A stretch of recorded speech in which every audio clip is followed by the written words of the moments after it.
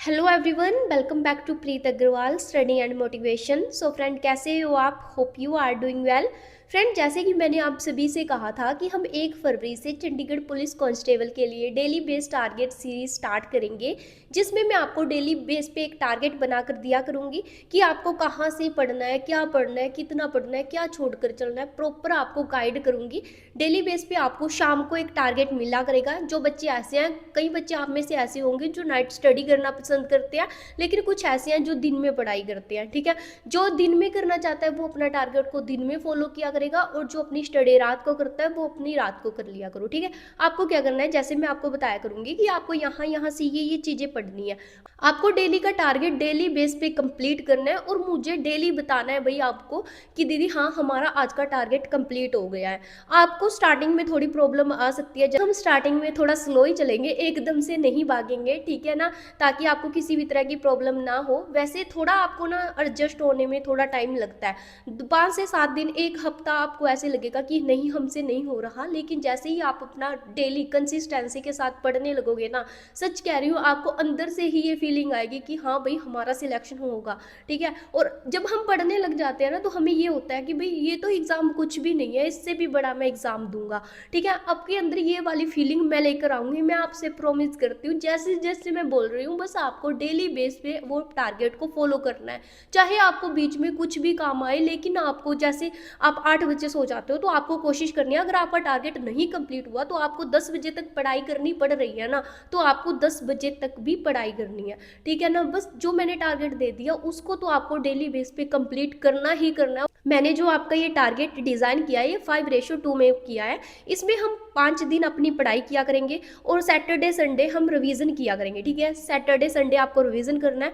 भाई देखो, हर कोई आपको कहेगा कि आप ना मॉक टेस्ट अटैम्प्ट करो, स्टार्टिंग से बोलने लगेगा कि आप मॉक टेस्ट अटैम्प्ट करो। लेकिन मैं कभी भी सुजेस्ट नहीं करती बच्चों को कि आप स्टार्टिंग से ही मॉक टेस्ट करो, क्योंकि आपको खुद पता है। अब आप, कई बच्चे ऐसे होंगे जिन्होंने अभी अभी 12th की होगी, कुछ बच्चे आप में से ऐसे होंगे जिन्होंने कुछ एग्जाम भी दिए होंगे, लेकिन अभी भी आपका सिलेबस कंप्लीट नहीं है। जब तक आपका सिलेबस 70% तक कंप्लीट नहीं हो जाता, तब तक आपको कोई भी किसी भी तरह का मॉक टेस्ट नहीं देना है। ये बात आप खुद ही सोचो, जैसे आप आज फर्स्ट डे, आपने कभी पढ़ा ही नहीं है, आपको कुछ पता ही नहीं है, आप फर्स्ट दिन ही अपना मॉक टेस्ट अटेम्प्ट करने लग गए, और वहां पे आपका स्कोर है, वो तो आपको पता है ना कि आपने अभी कुछ पढ़ा नहीं है, तो आप कैसे उम्मीद कर सकते हो कि मेरा स्कोर 70+ आ जाएगा। अगर आप फर्स्ट डे अटेम्प्ट करते हो मॉक टेस्ट, आपको कुछ भी नहीं पता लगेगा। इसलिए मैं आपको बोल रही हूँ, कहीं भी आपको अभी मॉक टेस्ट किसी को भी नहीं देना जब तक मैं नहीं बोल देती। ठीक है, जब हमारा सिलेबस है 70% कंप्लीट हो जाएगा, उसके बाद हम मॉक टेस्ट देंगे। ठीक है, मैं आपको खुद ही सुजेस्ट कर दूंगी कि हाँ भाई, अब अपने मॉक टेस्ट देने स्टार्ट कर दो। स्टार्ट कर लेते हैं आज का अपना टारगेट। ठीक है, आज की वीडियो थोड़ी लंबी हो जाएगी, और वे सभी के सभी अपनी एक कॉपी पेन लेकर बैठा करो। ठीक है, एक टू डू लिस्ट होती है, उसमें अपना नोट किया करो। जैसे मैं डेली का टारगेट दे रही हूँ, उसको आपको क्या करना है, रोज के टू डू लिस्ट पे उसको दीवार पे चिपका लिया करो कि हाँ, आज का टारगेट ये है। सबसे पहले स्टार्ट कर लेते हैं मैथ से। मैथ में आपको क्या करना है भाई, आप में से कुछ बच्चे ऐसे होंगे जिन्होंने बैच लिया होगा, और कुछ ऐसे होंगे जिन्होंने अभी नहीं लिया है। क्या आपको बैच लेना चाहिए? भाई मैं कहूंगी आपको बैच लेने की कोई भी जरूरत नहीं है। यूट्यूब पर बहुत सारा फ्री सोर्सेस पड़ा है, वहां से आप अपनी तैयारी कर सकते हो।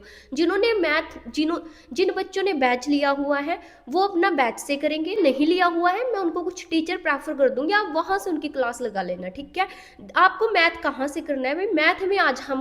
मैथ में आज हम क्या करेंगे भाई, मैथ में हम स्टार्ट करेंगे नंबर सिस्टम से। ठीक है, क्या करेंगे, नंबर सिस्टम से हम स्टार्ट करेंगे। और जो नंबर सिस्टम टॉपिक है, ये थोड़ा इंपॉर्टेंट टॉपिक हो जाता है, इसमें से क्वेश्चन पक्का देखने को मिलता है आपको। ठीक है, इसमें से आपको क्या करना है, इस टॉपिक को हम 5 दिन में कंप्लीट करेंगे। ठीक है, कितने दिन में करेंगे, 5 दिन में कंप्लीट करेंगे। अगर आपने बैच लिया हुआ है, उसमें 10 क्लास है, तो आपको अपनी 2-2 क्लास देखनी है। और जिन्होंने बैच नहीं लिया हुआ है, वो राहुल सर की जो प्ले लिस्ट है, वो मैं आपको डिस्क्रिप्शन में प्रोवाइड करवा दूंगी। वहां से आपको एक क्लास लगानी है नंबर सिस्टम की, और उसके प्रॉपर नोट्स बनाने हैं आपको। ठीक है ना, जैसे कोई टीचर आपको, मतलब पहले उन्होंने जो उसकी थ्योरी पढ़ाएंगे उसको नोट करना है, उसके बाद जो क्वेश्चन करवाते हैं ना, पहले वीडियो को पॉज करो, अपना क्वेश्चन नोट करो, और जैसे जैसे वो आपको समझाते हैं, एक बार क्वेश्चन समझ लो, उसके बाद वो एक क्वेश्चन की तरह के 3-4 क्वेश्चन करवाते हैं, उनको प्रैक्टिस करो, और कोशिश करो कि क्वेश्चन वो खुद निकले। एक बार समझ लिया, एक में नहीं समझाया आपको, दूसरे में पक्का समझ में आ जाएगा। दूसरे में भी नहीं नहीं आता तो तीसरे में आ जाएगा। चौथा क्वेश्चन आपको खुद बनाना है, ठीक है। और उसके बाद आपको जैसे आपने एक क्लास लगा ली, उसके नोट्स बना लिए साथ के साथ, ठीक है। उसके बाद आपको क्या करना है, उसके बाद आपको एक बुक्स लेनी है कोई भी प्रीवियस ईयर की, ठीक है। उसमें से आपको क्वेश्चन प्रैक्टिस करने हैं, जो टीचर ने आपको जोन सा कंसेप्ट क्लास में करवाया उस कंसेप्ट के आपको क्वेश्चन प्रैक्टिस करने हैं। अब अगर आपके पास बुक्स है, ठीक है, अगर नहीं है तो आप स्मार्ट कीड़ा ऐप है उसको डाउनलोड कर लेना, वहां से अपने क्वेश्चन है जो वो प्रैक्टिस कर लेना। क्वेश्चन कितने प्रैक्टिस करने हैं, 15 से 20 क्वेश्चन लगानी है आपको। मैथ में क्या करना है, पहले एक क्लास लगा ली, उसके प्रॉपर नोट्स बना लिए, ठीक है। उसके बाद आपको स्मार्ट कीड़ा ऐप से, नहीं तो आप किसी भी, अगर आपके पास बुक्स है तो वहां से आपको 15 से 20 क्वेश्चन प्रैक्टिस करने हैं, ठीक है। जाता है हमारा मैथ का। अब बात कर लेते हैं रीजनिंग की। रीजनिंग कहाँ से करनी है भाई, जिन्होंने बैच लिया हुआ है वो बैच में से करेंगे, और जिनके पास बैच नहीं है वो कहाँ से करेंगे। आपको सारी वीडियो के लिंक डिस्क्रिप्शन में मिल जाएंगे, वहां से आपको क्लास लगानी है, ठीक है जी। रीजनिंग में हम करेंगे एनालॉजी। एनालॉजी को आपको 3 दिन में कंप्लीट करना है, ठीक है। क्या करना है, एनालॉजी को 3 दिन में कंप्लीट करना है। और रीजनिंग में आपको भी इसके प्रॉपर नोट्स नहीं बनाने, जो इसके रूल होते हैं ना ओनली वही नोट कर लेना। उसके बाद आपको स्मार्ट कीड़ा ऐप से रीजनिंग के भी क्वेश्चन एनालॉजी के प्रैक्टिस करने हैं 15 से 20, ठीक है। ये हो जाता है आपका रीजनिंग का। आगे बात कर लेते हैं जीएस की। जीएस कहाँ से करनी है भाई, जीएस में हम सबसे पहले स्टार्ट करेंगे हिस्ट्री, क्योंकि जीएस में हमारे काफी सारे मॉड्यूल है, जैसे कि हिस्ट्री, पॉलिटिकल, ज्योग्राफी, इकोनॉमिक्स और साइंस, ठीक है। ये पोर्शन आते हैं। सबसे पहले हम स्टार्ट करेंगे हिस्ट्री से। हिस्ट्री में आपको क्या करना है भाई, हिस्ट्री में स्टार्टिंग से हमको प्राचीन भारत से स्टार्ट नहीं करना है, बल्कि मॉडर्न हिस्ट्री से आप स्टार्ट करना। पता क्या होता है, कई बार हम स्टार्टिंग कर देते हैं प्राचीन भारत से। प्राचीन भारत के बहुत कम क्वेश्चन आपसे पूछे जाते हैं, इसलिए हम मॉडर्न हिस्ट्री से स्टार्ट करेंगे। और अगर आप ऐसे चाहते हो कि मॉडर्न हिस्ट्री दीदी आपके खुद के नोट्स होंगे वहां से हमें करवा दो, तो भी मैं खुद करवा दूंगी। जो आपको फालतू की चीजें उसमें करने की जरूरत नहीं है, पॉइंट टू पॉइंट हम उसमें बात करेंगे। हिस्ट्री में सबसे ज्यादा दिक्कत बच्चों को आती है, जो इसके सन होते हैं ना, सन को याद करने में आती है, ईयर को याद करने में आती है। तो उसमें मैंने जैसे कि 1905 में बंगाल का विभाजन हुआ था, 1906 में मुस्लिम लीग की स्थापना हुई थी, 1907 में सूरत अधिवेशन हुआ था। मतलब ये मैंने ना सारे के सारे सीक्वेंस में लिखे हुए हैं, जो भी हमारी इतिहास में जितनी भी घटना हुई थी। अगर आप चाहते हो कि इसको मैं करवा दूं तो आप मुझे कमेंट में बता देना, उसके लिए भी आपको कल सुबह तक वीडियो मिल जाएगी, ठीक है। और आपको लगता है नहीं भाई दीदी हम ये नहीं करेंगे, हम तो अपना खुद का ही लर्न करेंगे, हमें तो बुक्स से ही लर्न होता है, तो आप लूसेंट या फिर किरण की वन लाइनर, इन दोनों में से एक बुक्स ले लेना। उसमें से आपको क्या करना है, मतलब कि जैसे कि आपको कहाँ से स्टार्ट करना है, जो मॉडर्न हिस्ट्री होती है, बंगाल की स्थापना किसने की थी, मुर्शिद कुली खान ने। मतलब इसको पूरे का पूरा आपको करना है, ठीक है।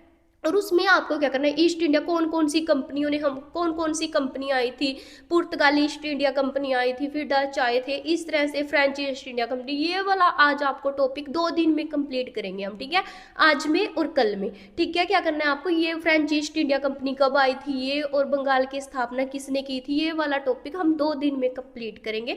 ये हो जाता है आपका जीएस का। अब बात कर लेते हैं स्टैटिक जीके की। स्टैटिक जीके में क्या करना है, स्टैटिक जीके में हम स्टार्ट करेंगे लोक नृत्य, ठीक है। क्या स्टार्ट करेंगे, लोक नृत्य।